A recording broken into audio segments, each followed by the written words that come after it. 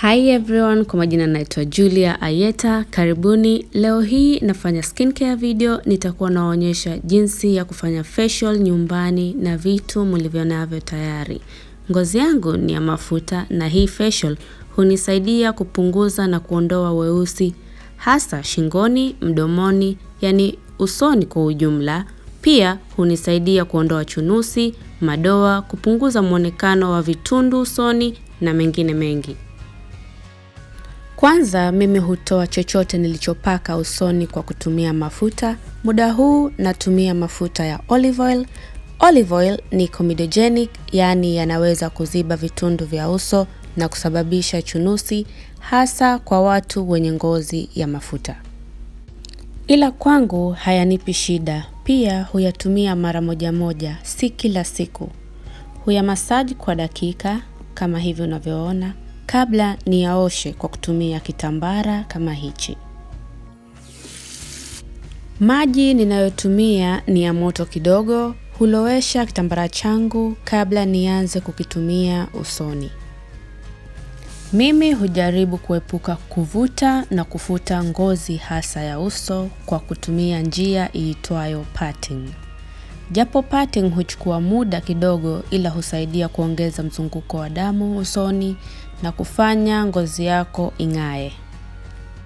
Kisha hufuatilia na cleanser. Cleanser ninayotumia ni ya ngozi ya mafuta kama nilionayo, inaitwa La Roche-Posay, not sponsored. Naweka tone, alafu huwa na massage. Naipatia muda kama wa dakika ili kuhakikisha kila kitu kimetoka. Yani nimeipatia muda ifanye kazi ipasavyo. Baada ya kukausha uso wangu kwa kutumia paper towel, huwa natayarisha bakuli langu safi ili niweze kuanza kujifukiza au steaming. Steaming ni nzuri maana husaidia kulainisha sebum, yani mafuta tulionayo mwilini ambayo wakati mwingine husababisha sisi kuwa na chunusi pamoja na blackheads. Pia hufanya zile bidhaa tutakazo tumia baada ya kujifukiza kupenya ndani zaidi kwenye ngozi. Nikishamaliza kujifukiza, mimi huchukua muda huu kuangalia mahitaji ya ngozi yangu. Labda kama kuna chunusi ninayotakiwa kuitumbua, na hufanya hivi kwa kutumia Q-tip kama hapo unavyoniona. Ila hii chunusi ilikuwa haijaiva, mwanzo kamba ilikuwa inapona. So nilifanya tu kuiangalia na kuiacha. Kisha baadaye nikaenda nikaangalia kama niko na blackheads, na ilikuwa sina, ila nilikuwa niko na mafuta kwenye pua, na ndio maana nikaanza kuitoa. Samahani kama hii picha utaipata si nzuri kwako, ila unajua tena mambo ya facial ndio hayo, inaitwa extraction. Kwa kutengeneza bidhaa yangu muhimu ambayo ni face mask na pia ni scrub kwa wakati mmoja, nitahitaji unga wa mchele kama huu. Unga wa mchele ni mzuri kwa kung'arisha ngozi, yani skin brightening, kuondoa madoa na weusi, kupunguza muonekano wa vitundu usoni na mengine mengi. Pia nahitaji maziwa ya mgando, kwa jina lingine yogurt. Hakikisha yogurt tunayotumia ni natural bila flavor yoyote ili upate manufaa ya hii mask na scrub kwa wingi. Yogurt ni nzuri kwa sababu ina bakteria ambao wanaweza kupambana na wale bakteria wabaya ambao husababisha chunusi na magonjwa mengine ya ngozi. Huongeza unyevu kwa ngozi, yani moisture. Pia hupunguza muonekano wa mikunjo usoni na mengine mengi. Mchanganyiko wangu ni kama huu unavyouona, ni mzito na ni rahisi kupaka. Ninachopendea hii mask na scrub ni kuwa huwa siogopi kuwa itanichafulia nguo.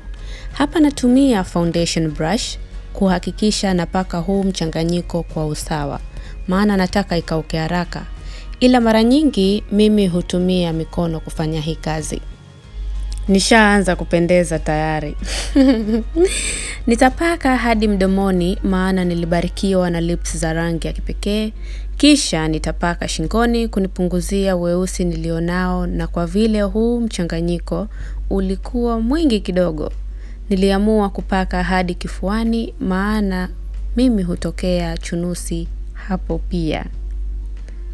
Huwa nasubiri hadi ikauke kama hivi, kisha naanza kuweka maji kidogo kidogo ili nilainishe, huku nikiscrub ili iondoe zile dead skin cells zote, yani ile ngozi ya juu ambayo haina kazi tena. Nitakushauri ikiwa utajaribu hii face mask na scrub, baada ya kuwa ishakauka nenda ukaioshe bafuni, na si kwa sink kama mimi maana inatumia maji mengi na pia muda mwingi. Baada ya kuosha na kukausha uso wangu, huwa na tone. Na toner ninayotumia ni pure rose water.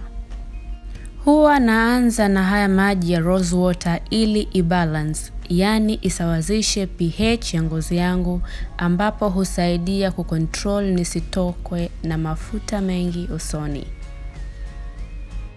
Baada ya hapo huchukua tea tree oil ambayo ni mafuta ya mimea, yani essential oil kwa Kiingereza. Tea tree oil ina manufaa mengi mno kwa ngozi zetu, hasa kwa ngozi za mafuta ama ngozi zinazosumbuliwa na chunusi, kwa sababu ya antibacterial property iliyo nayo.